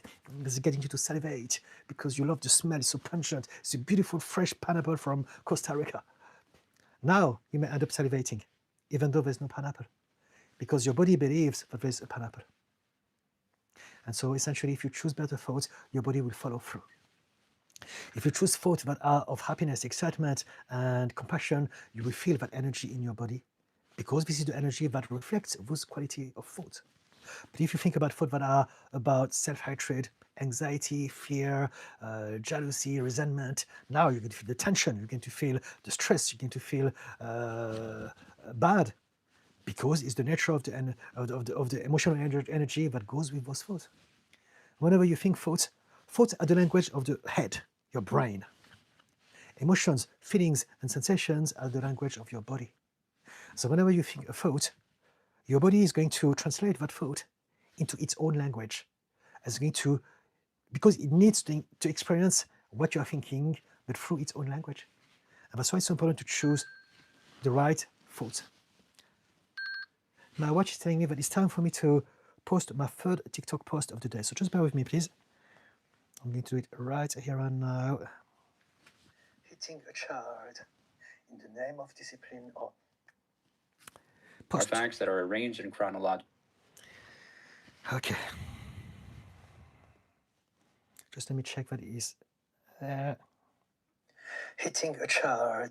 Okay, there you go. Okay, so back to our. So yes, it's simple, isn't it? Omnum. Fu pai du. Metacognition, not the voice in my head. Connect to self. FM too long. Change my FM radio to new me. Very positive words. Lovely. Fantastic. Thank you. Thank you. Omnum. I mean, like you don't even notice that you're talking to yourself like that. If you don't notice that you're talking to yourself like that, do choose a voice that you will notice. If you choose a thought that will override all of your subconscious thoughts. We have subconscious and conscious thoughts. And all of our thoughts, they move around through that spectrum. And so if your thoughts are subconscious, which the majority of them are, if you're not aware of those thoughts, it's okay. Just choose better thoughts. You don't need to hear those thoughts. You just want to focus on the thoughts that you want to focus on, that you want to hear, that you want to play, that you want to experience. Right? Hope it makes sense. Caroline, I've been to therapy, but I help my mental health more when it is little sometimes than the short time period of therapy. It feels better, calmer for me to take it little by little. Yes, little by little is the secret indeed, absolutely. Baby steps, I talk about it all the time. Baby steps. Everything is about little by little. We're overwhelmed because we want to do too many things at the same time and we get confused. And we can only do one thing at a time. It's okay because one thing is enough. And this is actually a motto from a mindfulness coach called Rick Hanson. And he's wrote a book about it called Just One Thing. That's it. Just focus on one thing today. Just one thing. That's enough because life is made of moment, time, days. So you will have more opportunities to do another thing. And eventually, as you do more and more of those little baby steps, you will start to create a skill. You start to create a momentum. You start to go in a direction and it will become easier and easier for you. And eventually, you will experience some acceleration in that process and things will start to really feel different for you. Pumpkin Puff. So I need to treat life like a walk in nature, not climbing a mountain. Yes, enjoy the journey, absolutely. Also throw out the negative tape in my head from the past, manually change mental radio to focus on positive. Yes. I didn't realize I was hypnotizing myself with my thoughts. Yes, we all do that. We all self-hypnotize, which is why when people say to me, because I'm a hypnotherapist, I am an RTT therapist, and there's an element of hypnosis in that. And so a lot of people say to me, I can't be hypnotized, and it's not true. We all self-hypnotize to start with. Whenever we're telling ourselves, I'm rubbish, they're going to laugh at me, I look like an idiot, we are hypnotizing ourselves, and now we're going to believe that. It's going to affect our self-perception and how we feel about ourselves and our reality subsequently. But also that goes the other way around. Sometimes we're like, I'm going to make it. I want to win. We are biggering ourselves up for that event. We are self-hypnotizing to win. Or to feel good about that thing that we want to do in that moment. Amy, God bless you, Sir Krishna bless you. Thank you so much, Amy. Thank you, Krishna. Caroline, I'm glad I have started to notice the shame, negative self-talk more and started to try to not continue. It is because I learned it here, but having patience with it, hopefully it will come more with time. Yes. So you're doing well. You know that you have done some progress, right? Keep going. You will keep on having ups and downs as we all do throughout our lives. But if you can zoom out and see your life going like that, then that's a much better perspective. Much more empowering. Yeah. I lost my husband 2 years ago. I've had 6 surgeries. I have 4 children. Okay. I'm sorry to hear about the loss of your husband. Do you want to talk about something? Do you have any questions you want to ask me? Mark, what is art therapy? RTT. RTT stands for Rapid Transformational Therapy. It's a protocol that I use in my practice. It's a blend of hypnosis, regression, and belief reframing at a subconscious level. So we go back into the memories of the past, and we upgrade the emotional energy about it so that teaches the person's nervous system that they are no longer that person. They don't need to see themselves as that child that was hurt by whatever hurt them in the past, for instance. And then we change the way they see themselves in the world, and therefore we empower those people. They don't need the anxiety or the depression or the addiction or the self-hatred or the anger anymore, because now they have an adult rational mind that can deal with things without these emotions that were there initially because we have created them to protect ourselves from whatever happened to us in the past. I hope it makes sense. I'm aware that it's a little bit all over the place, but Yes, that's what RTT is about. I can tell you more about it if you want, if you can give me a situation and I can explain how I would use RTT within that configuration. But essentially, it's addressing a problem from the subconscious mind, as opposed to here. For the vast majority of us, our problems don't live in the head, they live here. And that's why traditional talking therapy don't fix much things. Some people go 10 years, 20 years, a lifetime, nothing changes. They have some more understanding about the situation, but it's all intellectual. And we are, first and foremost, creatures of emotions, feelings, and sensations. 95% of our mind is subconscious and emotional. Only 5% is cognitive and conscious. And that's why it's so important to address our subconscious mind when it comes to healing, therapy, but also growth. Emotional intelligence comes before mindset. Danny Gel. Why are you doing? Okay, Danny Gel. So I'm going to get rid of you. Danny Gel, hide user. Bang. Gone. Any trolls, we get rid of them. Let's move on. Tyler Durden, how do I stop self-sabotage? Okay, hello Tyler. Well, it depends. What do you mean by self-sabotage? Self-sabotage comes in many shapes and sizes. What do you call self-sabotage? You can tell me that. We can go on that direction. I can say a lot about self-sabotage, but I need you to tell me what you define by self-sabotage. Tyler Durden, what do you mean that stuff? Michelle McGrath, the point you made about feeling disgust leading to evil is a very good one. Thank you so much. Yeah. So basically, everything that we think is originated by an emotion, we're going to give a meaning to that emotion, and then we create a belief. And that belief is going to alter our perception of reality and our behavior. And so evil is born from dehumanization. Dehumanization is born from disgust. Somehow, some people have taught us that some people are disgusting because they do things differently. And so because of that emotion, it's going to be easy for us to dehumanize them and to see them like animals, and then to treat them in evil ways. And I'm sure that many of you understand what I'm talking about. I mean, it's everything and everyone, but there's a very specific situation that has happened for the last 2.5 years in the Middle East, where people are calling people animals. And they're evil because we have dehumanized them, because dehumanizing allows people to do anything they want to those people since they are no longer people. And all of this is born from the exploitation of the emotion of disgust. Disgust creates hatred. If you think about anyone who is very extreme in their political views, they hate others, they're disgusted by them. And people who are at the top, who want people to react like that, they understand human psychology and they get them to stay in the state by giving them some propaganda or fake news that will make them feel disgusted about those people. Tyler Durden, what do you mean about fake stuff? I don't know. I don't understand where you're coming from. Could you share with me what you have in mind, please, so that I can understand? Pumpkin Puff, what if I feel like I'm in the same spot that I was in before and the baby steps are going backward? Keep going. It's part of the process. Sometimes your mind will trick you. Sometimes your mind will tell you that it's rubbish. It's not working. This is the self-sabotage, maybe one of the self-sabotage, one of the expression of self-sabotage that maybe Tyler was talking about. But we're always changing. Your mind is trying to trick you into staying in the same spot. So it will get you to feel certain feelings and to think certain thoughts and to experience different realities so that you stay in the same spot.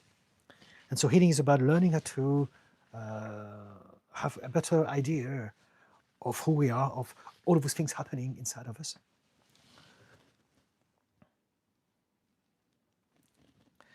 Pumpkin, think of watermelon, think of pineapple, delicious fruit. Didi, I'm just hungry now. See, it's working. It's working. I put some thought into your mind, and I even get your body to react in ways that are that don't reflect reality because there's no food. I mean, I don't know, but probably there's no watermelon and pineapple right here, right now, in front of your face. Right? And so, yeah. Kay Stevens, what I find disgusting is when a parent is so jealous of a child's accomplishment, they ruin it out of insecurity. Yes, it happens. It happens. And it's true that it's horrible for the child. And many of us, we suffer from that. But from a therapist perspective, we want to understand that the parents, they also have their own journey to end up like that. No one is born evil or bad or horrible. We are which that we are because of the upbringing that we had, and no one chooses their upbringing. And that includes even the most horrible people. No one chooses anything on purpose. We don't choose to be evil. We don't choose to hurt others if we had the choice not to. We don't choose to go in prison. We don't choose any of those things. We are which what we are because of X, Y, Z. There's an element of genetics and there's an element of environmental upbringing. And so, yeah. Om. Now I want a juicy pineapple. I will try. Okay. So you see, for one moment, I'm also getting you to think about something else. Priyanshu, hi, where are you from? I was born in Paris, in France. My parents are from China, and I've been living in the UK for 29 years. Om. This reminds me of this quote I read lately. If shitty pop song lyrics can get stuck in your head, then so can good thoughts. Yes, yes. But there's a reason why songs stay stuck in your head. Our brain needs closure. And so if we hear a song and somehow we are in a state of stress, then it's going to stay in a loop because the brain hasn't been given closure to that song. And so the best way to end this is to actually stop, play the song in its entirety. And eventually when you listen to the song, then your brain has gotten closure and we no longer need to hold on to that song. Just something, an insight of the brain. Ray Joy, I love Rick Hansen, such a kind man. Thank you so much. Yes, I love him. He's a great guy. Great work.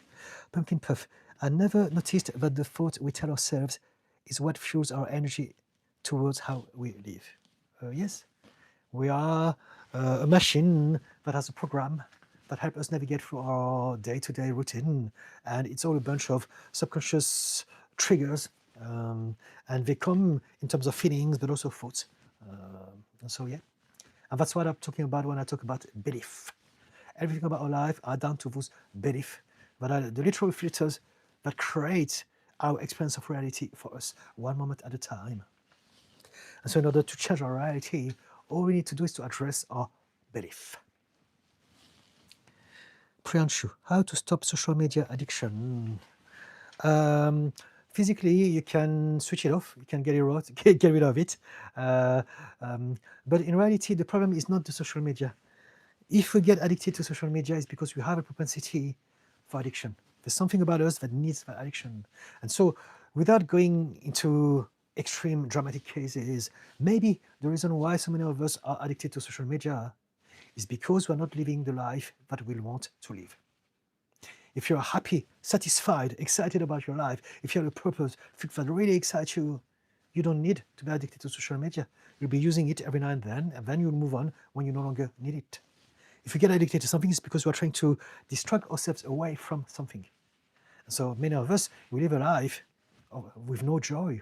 We're trying to make other people happy. You want to please our parents, you want to please society. We have been taught that you should do things that you don't like. You have to force yourself. You're grown up now, you're mature. You have to take responsibilities. But we hate this. We should be just doing things that we enjoy and everything will follow through anyway. But because many of us are unhappy, because we've been conditioned to believe that we don't deserve to be happy, now we need to distract ourselves from that disconnection. There's something missing. And so maybe there's that. And so if that's the case, I'd say to you, don't focus on the object of the social media, because you may get rid of it, but you may get addicted to something else, right? Instead, try to strategize to find out what it is that stimulates you, that comes to you naturally, that you really enjoy, and then go in that direction. And when you do, You will no longer get addicted to any of those things because you will have better use of your mind, of your time, of your focus. Kay Stevens, one day at a time, one step at a time, this time in a positive direction. We can only do one thing at a time. And yes, we have crush who led us in the wrong direction. Thank you, Kay. Yes. Ray Joy, after several years of good work on self, I've recently discovered a deep hatred of myself. What are your suggestions for moving healthily forward? Banters, bright blessings, love your channel. Thank you. So we have many layers. So when we work on ourselves, there's always more to discover. It's a journey of a lifetime. And so you said you recently discovered a deep hatred of myself, of yourself. That hatred of yourself is based from the shame that people have taught you when you were a child. They taught you that you must hate some part of yourself because some part of yourself are not good enough. So this is born from shame. And so you want to realize that anything that you believe about yourself that is bad is a lie. You have absorbed the fears, the insecurity, the trauma from your own parents. And this is why you suffer from the same shame they suffered from. But it's not true. It was never true for them. It was never true for you. It was never true for anyone. So how do you deal with shame? You go on my YouTube channel and you check the video that I put last week. I talk about it precisely.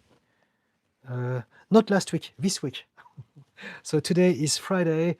On Wednesday, which is 2 or 3 days ago, I put a video, a long form content on YouTube, and I talk about it. It's called Shame Will Ruin Your Life. Guilt Can Save It. And on the thumbnail, it's black, there's a picture of me going down, and it's written Toxic Shame. So check out that video. It's only 8 minutes long, and it talks about shame versus guilt. Your answer lies there. Do go there when you have a chance, please, and let me know how you think about it. And of course, for those who don't know me, I come on YouTube every Wednesday and Fridays, every week from 6 p.m. to 8 p.m. UK time. And so go and have a look at the video, come back to me next week and tell me if you have been able to use some principles of it and if it's made any difference. Jason Silverberg, which brand of martial arts do you have a 4th degree in? I don't. I have actually practiced a lot of combat sport and martial arts throughout my life, but this is not the place for it. Pumpkin Puff, I'm seemingly fueled by rage and the pain I carry. Yeah. BPD, trauma, I get it. M. Pedavol, appreciate your videos. Thank you so much, M. Pedavol. Priyanshu, thank you for your guidance, sir. Thank you, Priyanshu.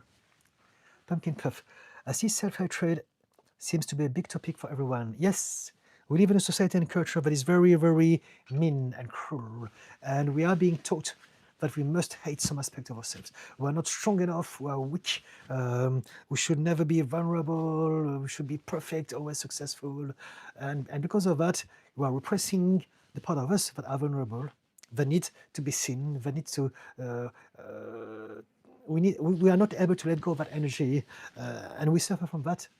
And we all do. Man, woman, anything in between, but especially men in a patriarchal society. We're being taught that we must be strong. We can never be weak. Boys don't cry. And so because of that, we never seek help when we need help. And that's why there are twice as many men compared to women who unalive themselves every year. Because they live with their own shame and they don't know what to do with that. Because no one taught them. Instead of asking for help. Realizing that we're all human and we all need some help at some times. And we can help others also in other times. This is what society is about. Caroline, I like the 8-minute long video. It to me feels a good time for video. Okay, I'm trying my best to make it that sort of time. I'm aware that my first long form were quite long, like 20 minutes, 15 minutes, 17. But I'm generally going with the flow. But I understand that I think it's easier for people to have a shorter long form. So I'm aiming at 8, even 5 minutes videos in the future. But just that I've got so much to say. So hopefully I get to that point where it's easier for me to do some long form content that don't last forever. AB, hi. So my boyfriend broke up with me because he was abusive. Do you have any tips? Yes, keep away from him. Keep away from people who are abusive. I think the real question is it a pattern? What sort of tips do you need? For me to know which direction I'm going to go, I need to have more details. I need to have a question with a problem to solve. So what is the problem, please? If you can put it into a short sentence, and I can absolutely give you my thoughts on it. But from what you've written, if he was abusive to you, keep away from those people, and learn how to realize that maybe there's a part of you that is inviting and allowing those people in your life. Rachel, just to finish one thing, very often we are upset at some people in our lives, but this is what people don't realize. We don't suffer because of the bad people in our lives. We suffer because we allow them in our lives. There are bad people everywhere, but there's also good people. There are all sorts of people. Why do some people keep on attracting bad people in their lives? Because there's a part of us that is kind of allowing them. We're sending an energy that it's okay, you can walk on my feet, I'm a doormat, you can cross my boundaries, you can talk over me, you can disrespect me, you can cheat on me, you can do all those things. Despite what we say, we're sending a different message, and those people, they're just doing what they're allowed to do.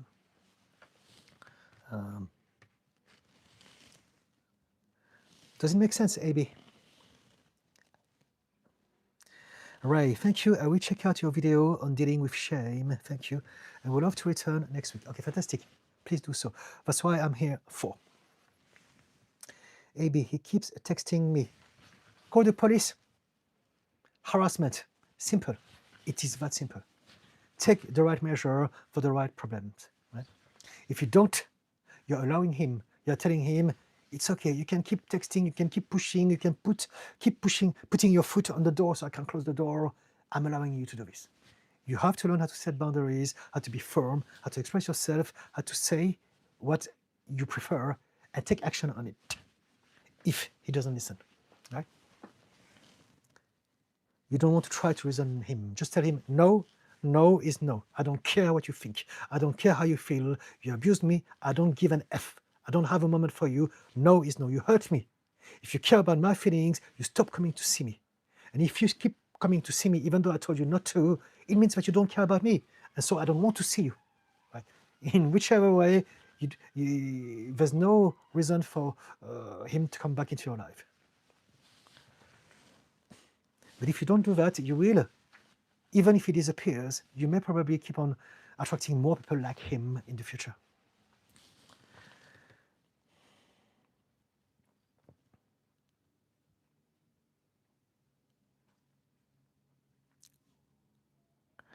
AB, and he's saying I'm cheating on him just because I'm watching you. Are you serious, AB? Are you a troll? Please don't do this. I'm here trying to help people. And I'm sure there's a part of you that is good and understands that. So I hope that you're not trolling me. If so, please stop, right? I forgive you, it's no problem. I'm here to help everyone. But it's very important to know that there's a place and time for everything. Right? I want to create a safe space for people here. Fu Pai Du.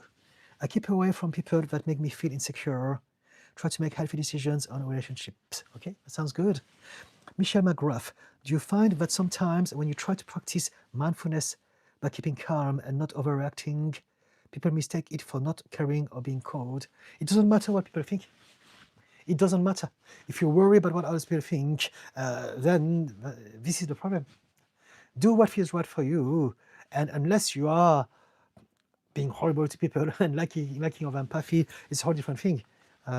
Everything is contextual. But if you are practicing mindfulness and staying calm, there's no reason why people should take it wrongly. If they do, it's because they don't like you to be mindful. They don't like you to be at peace. They want to control you. They want to keep you under the thumb. Probably, right? I'm not sure. It's not 100%, but that could be, well, the case.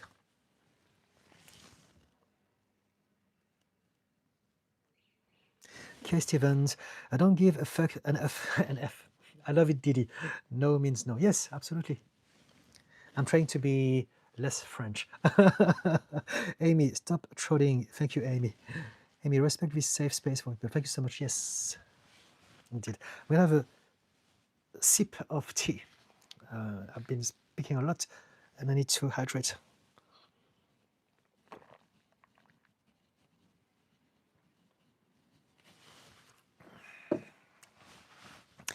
I'm coming to the end of the thread for now. I'm happy to stay another half an hour.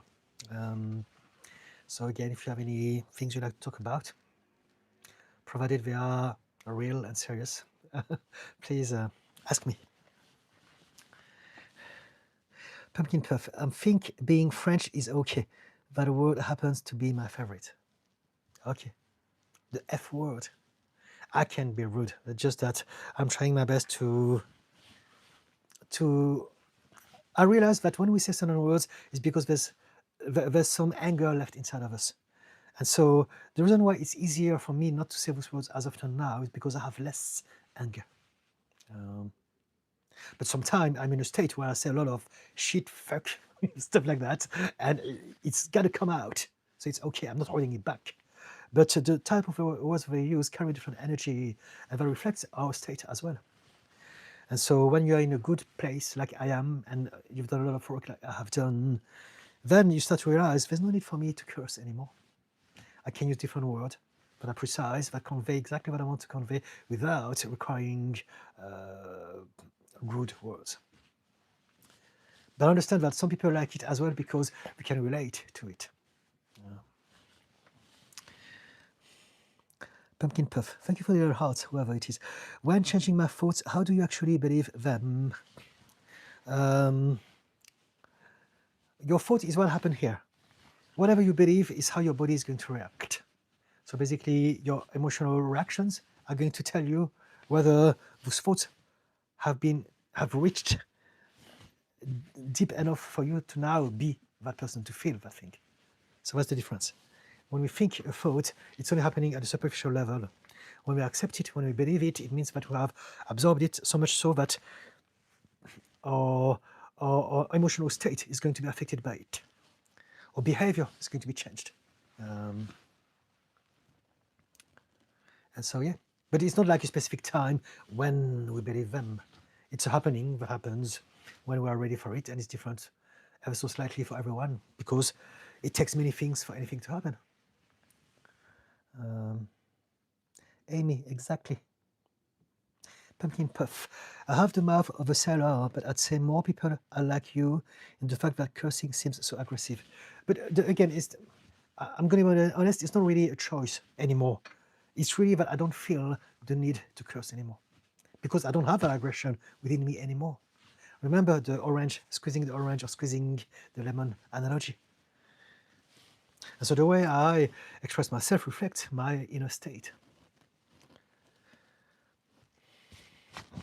Kay Stevens, I read an article about scapegoats and the ridiculous way a family guilty of hiding an alcohol issue can do. Hey, Grandpa liked to party, so what I say now, but I'm telling. I don't understand. Let me try to understand. Tell me more about it, please, Kay. Honey told Parwov, you are so young looking. Are you drinking green tea?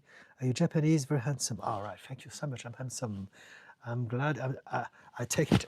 I accept that compliment with grace. I'm not Japanese. My parents are Chinese. So that'll be the aspect of me. I do green tea, but this is an Earl Grey tea. I drink all sorts of teas. But thank you for the compliment. I'm 55, if you need to know. Maybe you thought I was 70, and so actually I look my age. I'm not sure. Sanko, love you, man. Thank you, Sanko. Pumpkin Puff. That's why you are helping others and why I'm the one who needs the help. Okay. Fu Pai Du. I only swear rarely. Then when I do, it means the correct thing. In fact, I'm not allowed to swear. Okay? You keep it for the right moment so it has a proper impact, right? If we curse all the time, then cursing has no longer any power. I understand. Amy, I find Chinese people very wise and curious to learn new things. Okay. Well, it's not necessarily the case. It's kind of you to say that.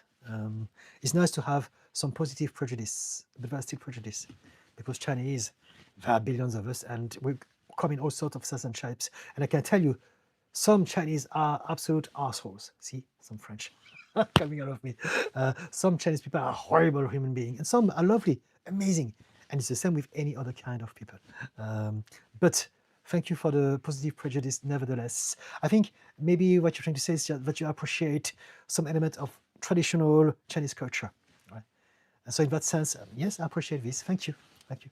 But you know, Chinese people are just like any other ethnicity. You get good, bad, terrible, very good, and anything in between.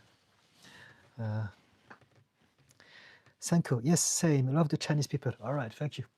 Thank you for the Chinese people. Pumpkin Puff. I heard cursing uses a different part of your brain, which I find interesting. Okay. Probably you are referring to the amygdala, the part that is in charge with fear and aggression. So that could be the part of the brain that switches on whenever we are cursing. Caroline, in a relationship, how do you see compromises? Compromise is about finding something in between that works for both of us. It's got to be give and take. We don't want to take or give. It's the yin and yang. It's got to be some balance. And so compromise is understanding that we are in an adventure together. It's teamwork. So we need to make sure that we are both happy. And at different moments, we all have different priorities. At different moments, one of us will have more strength or less. So one will be more in charge than the other for that specific thing. And in the very same way, when it comes to things that people want to do together, we need to assess it one moment at a time based on how we feel. Do you have something in mind, Caroline? What do you mean by compromises in a relationship? Is that what you meant? Sandeep, hello sir, I'm from India. Hello Sandeep, I'm very happy. A lot of people from India. Hello guys, everyone and everyone else. Australia, America, Europe.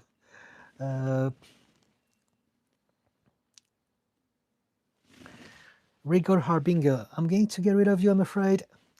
Hide user from this channel. I'm not going. Just so you know, you've been hidden from the channel. So you may see me, but whatever you type is invisible to all of us. Kay Stevens, I'm saying that my grandfather had an issue with drinking. His family tried to hide from me as a kid. It wasn't the booze, it was the shame.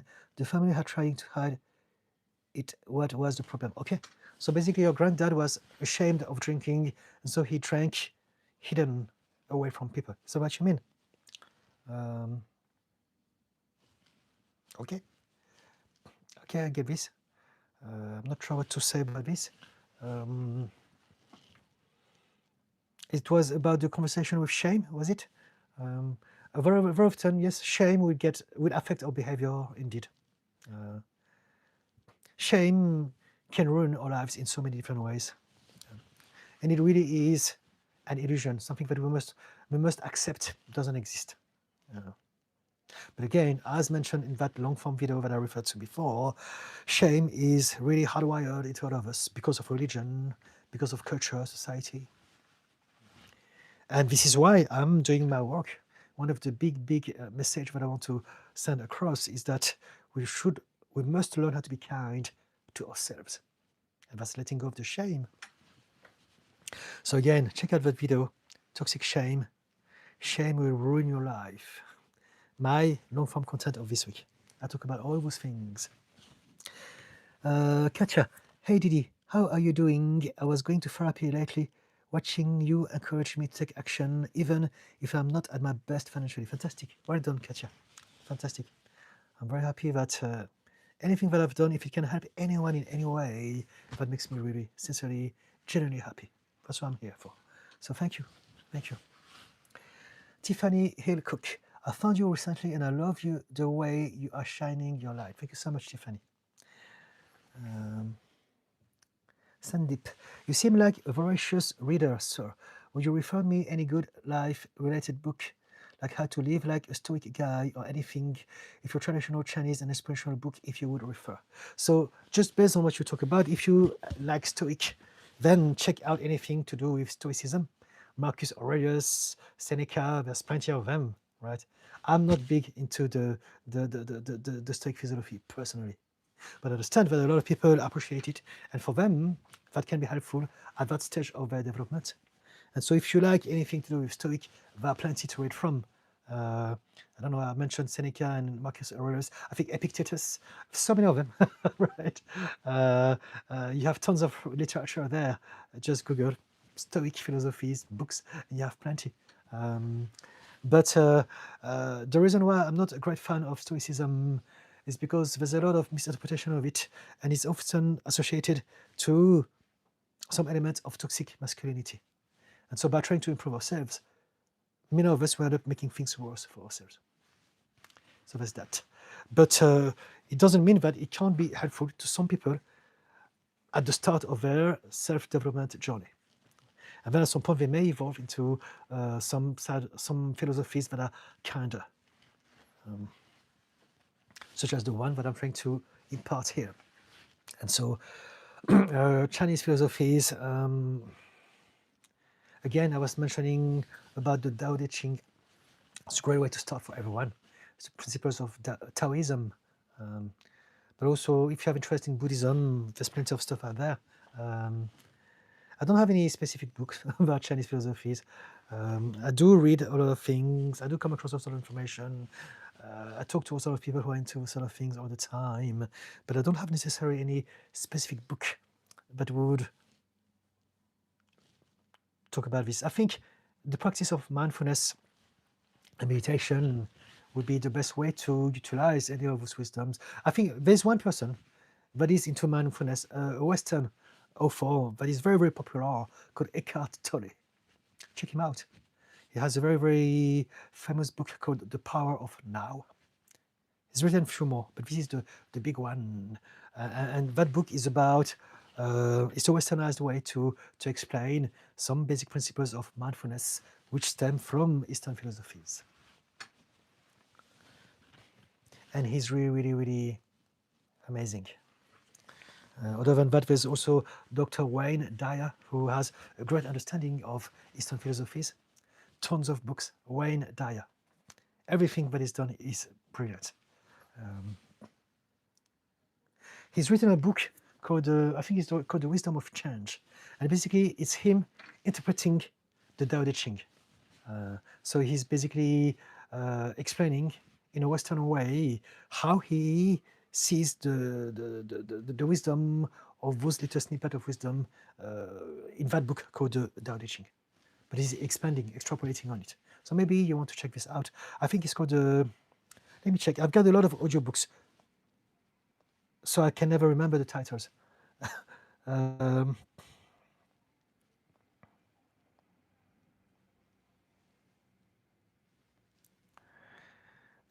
Just bear with me, please.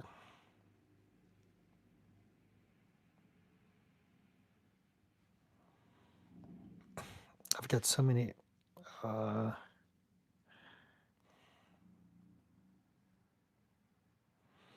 can't find it.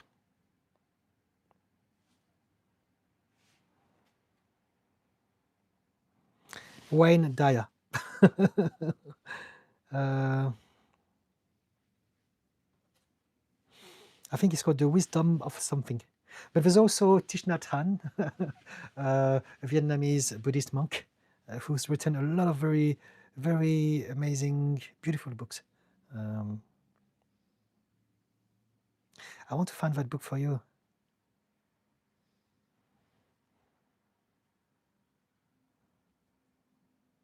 Someone else, I don't know what, very, very important. Everyone should read, I don't know what.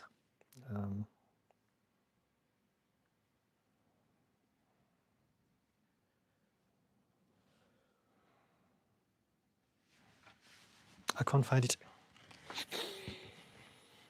Anyway, Thich Nhat Hanh, Wayne Dyer, I don't know what. Who did I say? I forgot. That's enough. Check those names. I leave the live to be replayed. And so by tomorrow, it will be fully uploaded. So if you want to retrieve information, you can always replay that live stream. You can find it on my channel, hopefully by tomorrow morning. Thank you for the little heart. Sanko, how do you control perfectionism? You can't control perfectionism. And perfectionism, I think I understand what you mean. I'm just being difficult here, precise, panicky. I understand what you mean. How do we deal with perfectionism, right? Let me finish your sentence and I'm going to address this. It sometimes swallows me to the point of it pushed me into escapism through internet, being browsing and social media addiction. Okay, so perfectionism is an illness. It's a cancer. It's a disease. It's born from the belief that I am not good enough and I will never be good enough no matter how hard I try. So we need to be perfect. And that's because in childhood, you were never loved unconditionally by your parents. Your parents told you, we love you if you're the best in class, if you do this, if you win that competition, if you make us proud. And so the love that you had was performative.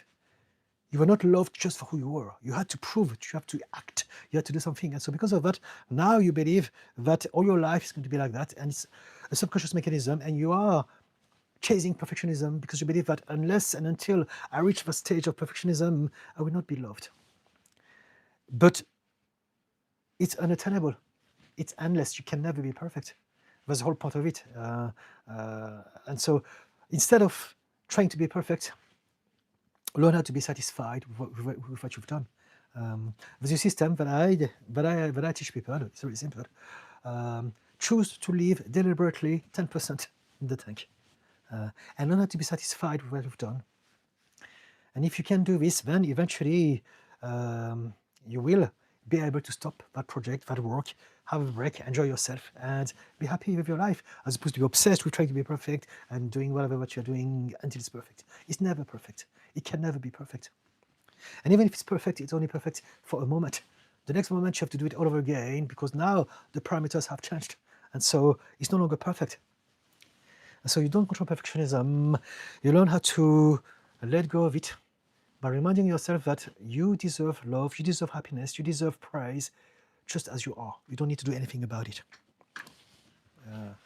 You want to change, let go of that belief that your worth is reflected by your productivity or by your performance or by your success.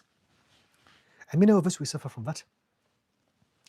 And so, yes, does it make sense? Does it help at all, Sanko? Pumpkin Puff, what do you think is the most important part about changing mindset? There's no one most important part. There's only the part that matters to you at this point in time in your journey. That's it. We're all different. And so it's about expanding and growing, and we all have a different journey and a different rate of growth, different problems to start with, different things to address. And so there's not one best mindset. It's about how are you going to upgrade your mindset in a way that will benefit you at this point in time in your own personal journey. And you do it again, more and more so, all of your life. We all do. This is for all of us. What do you think is the most important part about changing mindset? I think I understand your question. Why do we want to change our mindset? Because we want to realize that if we can change how we think, then we can change our life. It's that simple. If that's your question, I think I didn't understand your question. If that's it, the reason why we want to have a better mindset is because a better mindset and a better heart set will allow us to expand our potential and make the most of our life. If we have a narrow mindset, we're going to only experience that much. If you have a curious mindset, now we can do so much more. Right? And the same thing with heart set. If you have optimism, if you have hope, faith, trust, if we believe in ourselves, that's different than if we live in fear, scarcity, anxiety, division, hatred. We can either be focused because we're in a survival mode, or we can be in a creative mode, open. And that's how we're going to tap into our potential and make the most of our existence. Fu Pai Du. It's nice to read biographies and autobiographies to understand these shames. Okay. Kay Stevens, yes, he liked to party into his 80s. You're talking about Wayne Dyer? I loved him no matter what, as long as he didn't hurt anybody else. No, you're talking about your grandpa. Okay, so okay. It was the family's shame, not mine. Good shine up in the mountains. Okay, okay. So I'm sure that your granddad is in a better place now, still partying and having drinks with no shame now. Amy, I carried shame for years because of my parents, even though there's nothing to be ashamed of anyway, not anymore. Okay, so you are getting better because you have that awareness, right? Or maybe you don't even have it in anymore, which would be even better. But if you do, it's okay. You know, everything is part of our journey. Caroline, that is what I was thinking about. I'm single, but I was just thinking about it and about how not to abandon oneself and still evolve with finding things I like to do, new interest, and be my own person. Yes, it shouldn't be this or that. If you like to do things by yourself, you will find someone that will give you that space and allow you to do that. If you believe that I need to sacrifice my life if I'm going into a relationship, it's the wrong idea of it. There are all sorts of different people out there. For instance, me and my husband, we found each other because we are the same. We have a lot of things going on and we love each other, but we love also our own space. And this is why we've been together for 21 years now. He does his things, I do mine. Most of the things that I do, he hasn't got a clue, he has no interest about, and it's the same. I do my best to have interest over his things, but I had to learn how to do this. We are very different. But this is the best part. We enjoy each other, but also we enjoy our own stuff. And this allows us to have a fantastic companionship, partnership, and relationship over 21 years. And it's getting better and better, and it's still going strong. And this is because we are on the same wavelength as far as this is concerned. And so, yes, freedom is very important. Milan Zvankara, Stoicism is, in my opinion, very misrepresented. Those differences are subtle but important. Yes, it is, absolutely. However, it is misinterpreted. And because of that, I don't like to push it. Most people, 99% of the people, misinterpret it. And it's hijacked also by people who are using it for the wrong reasons. But as a result of that, this happens. And so that's why Stoicism for me is not the best. But there are some elements of Stoicism, even without the hijacking, that are not so great, as far as I'm concerned. Yeah. I forgot what they were. So I'm not going to go in that direction right now, but we can talk about it next time. But I remember there are many things that I came across, and I know it's because people talk to me about these things all the time, especially men. I want to be a warrior. And to me, the whole imagery of it is not the kindest, not the best. But again, it can be useful to some people, at least at some stage in their journey, and so that's okay. That's not to be knocked off. But I believe that there are philosophies that can take people much further into their own self-development. Katya, Didi, in therapy I discovered that I have ADHD, and so I do have issues with executing what I need to do in my life. I also unfortunately have issues with relationships, but I'm working on it. Okay? This is often the case with ADHD. I understand, I get it. I have ADHD too, myself, amongst other things. Sandeep, thank you very much, sir. Yes, I agree, it has toxic masculinity. I'm not following those parts, but I'm just going to ransack only the good things from it. Okay, that's fair enough. So that's a good way to do this. Yes. Some of the things that we say is shared by Eastern philosophies, right? But it's just the whole packaging that I don't really like. Katya, if you could give me...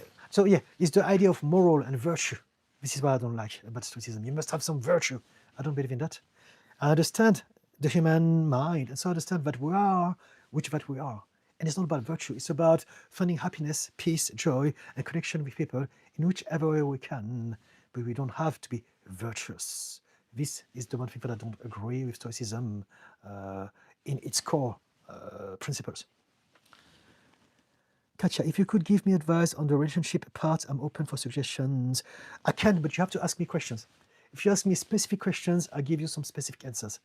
Because at this point in time, I'm not sure what you want me to ask, to talk about. It's like saying, I have a problem, help me. How? Tell me more, please, Katya. Caroline, I've seen a lot of couple where one don't have space. It seems to evolve the interest, mostly women. And I guess it makes me wonder how to think to not compromise too much and still have interest. It's very easy. Choose the right people. Don't buy into the rhetoric of the patriarchy, as in man comes ahead and woman stays in the shadow and are there to serve the man. This is rotten. We don't want to believe in that BS anymore. We are in a team and it's equal, and we should find someone that works for what our beliefs are about. But both people must be happy and go on that journey together. There's a very beautiful quote from Antoine de Saint-Exupéry that goes like this: love is not about staring at each other in the eyes. Love is about looking together in the same direction. So it's about finding someone that is on the same wavelength as you, understand the same life as you do, and has the same priorities. And when you find that person, you don't need to worry about anything. Kay Stevens, I love your open-mindedness, Didi. Other lives can be so interesting, can't they? Glad to share the planet during this time. It's all going to be okay. Okay, thank you, Kay. Sandeep, sir, your way of talking and your aura is super cool. Thank you so much. Like, very soothing. I'm also training my voice to be soothing. Thank you so much. I didn't speak like that before. Because of my conditions, I used to be very shouty, screaming a lot, very aggressive. But because I've been a therapist for 8 years now, this just happened. This is how it just developed a life of its own, and this is how I talk all the time now. I think it's a byproduct of me being a therapist. Kay Stevens, I did too, Amy. It feels good to get it off our backs. Katya, thank you for answering Sanko question on perfectionism. I also have that. I try to be satisfied with my actions and try to leave stuff imperfect. The issues is that I started leaving stuff unfinished. It's not an issue. Things are always going to be unfinished. There's always going to be the next thing. So accept that your life is a journey, and be comfortable with leaving some things unfinished. Learn that skill. Develop being comfortable with unfinished, with uncertain, with unknown, with imperfect. And if you can do this, you're going to be free from perfectionism and other stuff similar to it. Joe, I don't have a question. I just wanted to say I appreciate your words. Thank you. Thank you, Joe. Pumpkin Puff, thank you, Didi, for your time and this insightful chat. I hope you have a good rest of your evening. Thank you so much. Yes, we're coming to the end of it. 3 more minutes. I'm finishing at 8 o'clock. Senko, it does make sense. Thank you. But I have tried many things, yet my thoughts keep itching when I'm taking breaks. Even when I know that I'm hitting my limits, talking about college studies. It's a practice. It's a skill, right? Some things takes more time to understand how it works and more repetition. And so if something hasn't worked yet, it doesn't mean that it's not working. It means that it hasn't worked yet. Add a yet, and that will allow you to continue and make things better and get grip of that skill over time. Amy at K. Okay, yes. Honey Tolparov, you're wonderful. Completely respect your input. Thank you so much, Honey. Sanko, as I barely gather motivation when studying for subjects I didn't choose. So again, if you need motivation to get something done, maybe you're not doing the right thing. Just a thought. Right? Resilient Warrior. Oh, hello, Resilient Warrior. Hi, Didi. I've been reading The Growth Mindset by Carol Dweck. Fantastic, thank you. Thanks for the quote you shared last live. Anxiety is controlling the future, while regret is wishing for a better past. Very valuable, thank you. I bet you appreciate. Caroline, something I did was painting, and when it was not the perfect color or something did was not perfect, I tried to move along and think it is okay. It does not need have to be perfect, but I felt it was. Okay, so is it good? I'm not sure. There's more to come. Katya, Hope you and your partner will live the best life you deserve all the love. Thank you. Caroline, hard and a bit of a struggle to leave it not perfect with the painting. It takes time, it's a skill. So again, just like with the other person, everything is a skill. So when things are hard, it's only because we're expecting for things to happen right around now, and we're thinking, if it's not happening right around now, then it's bad, it's not working. And this is what we call learned helplessness. We all have this. We want to address this. We want to remind ourselves, why am I thinking that it's hard? Why am I upset? Why am I not satisfied? Because my learned helplessness is getting me to feel like that. Instead, I can tell myself, it's a process, it takes time. I'm going to take my time. I'm going to do what I need to do, and I'm going to allow for the universe to do its job, and I know that the right thing will come out at the right time when I'm ready for it.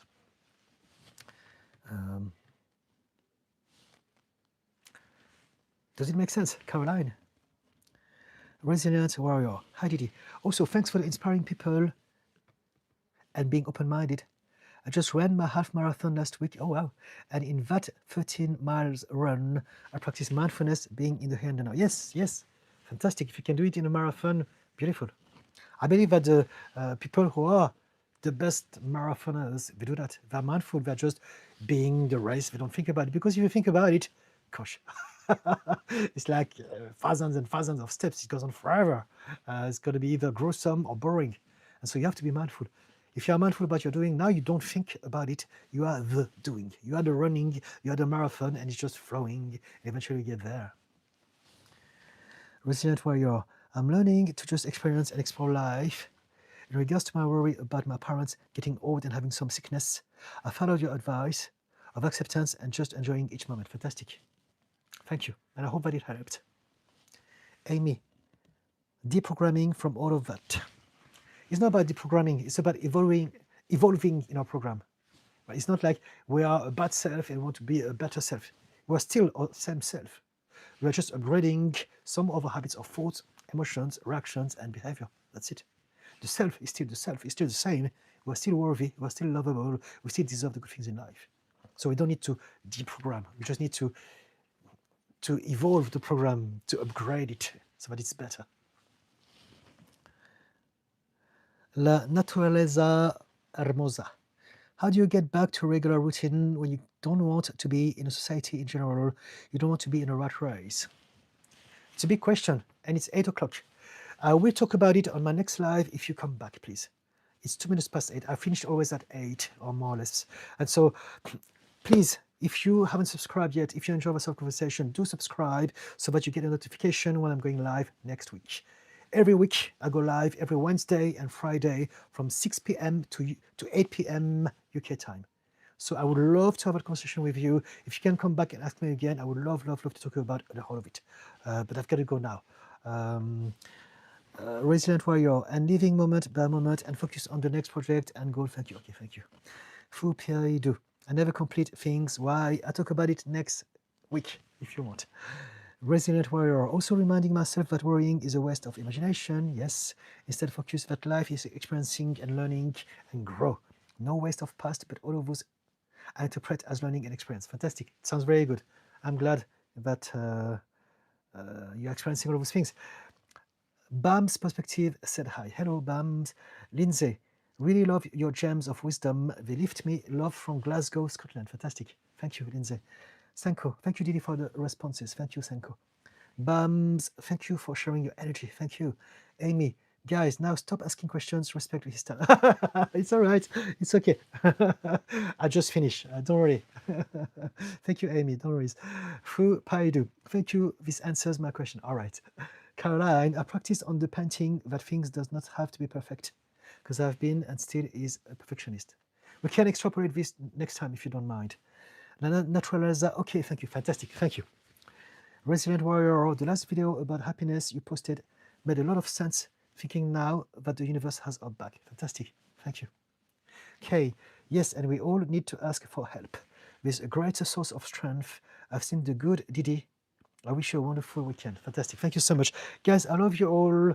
Do come back, do subscribe, do follow, do get your friends involved if you believe that they need some help. And also remember that live stream, once it's fully uploaded by YouTube, will be available to replay. So if you want to retrieve information, by tomorrow morning it's going to be there. Other than that, please support my channel. Check out my long form video, the one that I put every Wednesday, and let me know what you think about it. And hopefully I will see you on my next live stream and we can carry on the conversation together then. Okay? Love you all. Look after yourself. Be kind to yourself. Remember this. Bye now.